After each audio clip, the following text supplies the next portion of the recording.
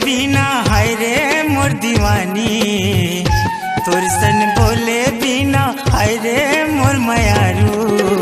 छूटत है परान वो, छूटत है परान ना, छूटत है परान वो, छूटत है परान ना। तोर संग मिले बिना हाय रे मोर दीवाना, तोर संग बोले बिना हाय रे मोर मयारू। छूटत है परान गा, छूटत है परान ना, छूटत है परान गा, छूटत है परान ना।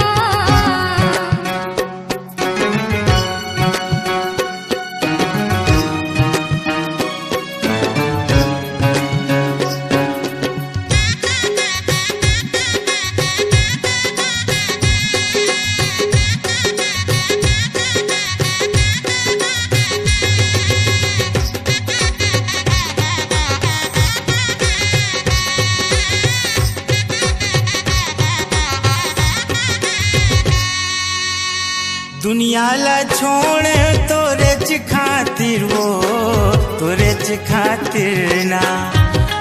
तोला बना हूँ अपन साथी वो, अपन साथी ना।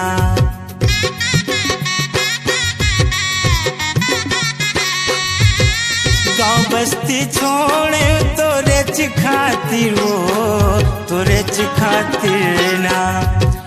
तोला बना हूँ अपन साथी वो, अपन साथी ना। तोला देखे बिना बोले बिना हाय रे मोर दीवानी, तोर सन हंसे बिना हाय रे मोर करौंदा। छूटत है परान वो, छूटत है परान ना, छूटत है परान वो, छूटत है परान ना।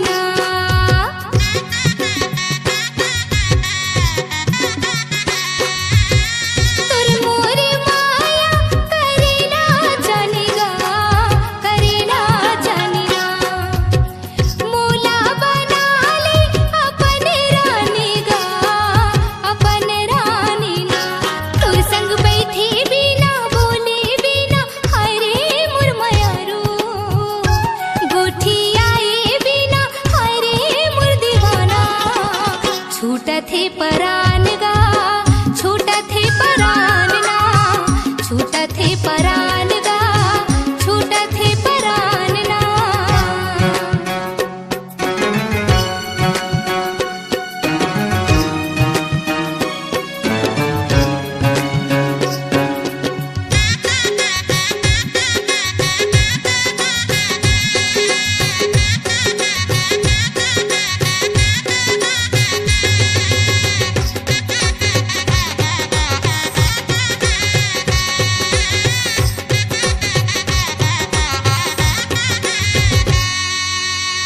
चारों मुड़ाला तोला खोजे वो, तोला खोजे ना।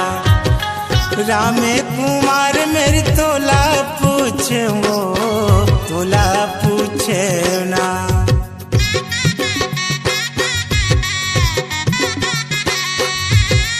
कहाँ कहाँ ला तोल नहीं खोजे वो, मैं नहीं खोजे ना। मोरे मितान मेरी तोला पूछे वो, तोला पूछे ना। तोर संग हासे बिना बोले बिना हाय रे मोर मयारू। गोठी आए बिना हाय रे मोर दीवाना। छूटत है परान गा, छूटत है परान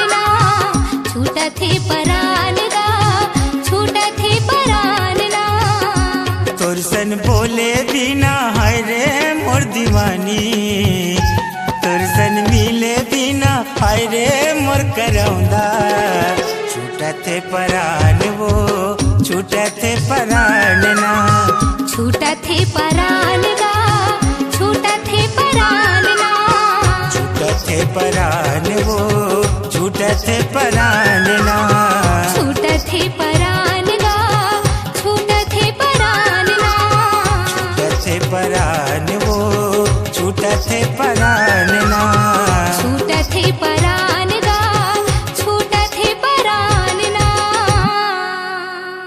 DL साउंड एंड डीजे जो गूंजती है पूरे कवर्धा जिले में।